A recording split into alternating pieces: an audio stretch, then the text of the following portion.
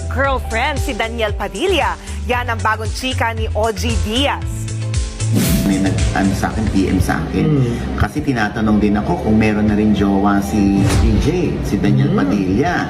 At tinatanong ako, totoo po ba ang pangalan ng bagong girlfriend ni DJ ay Amanda?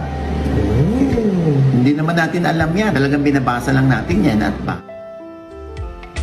Napag-usapan ni na OG si DJ dahil may nag-PM daw sa kanya tungkol sa love life ng aktor. Tinanong nito si Mama Ogs kung totoo raw bang ang bagong pangalan ng GF ni Daniel ay Amanda.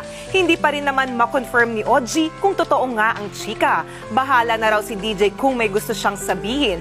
November last year, nang i-anunsyo ni na Daniel at Catherine Bernardo ang kanilang hiwalayan.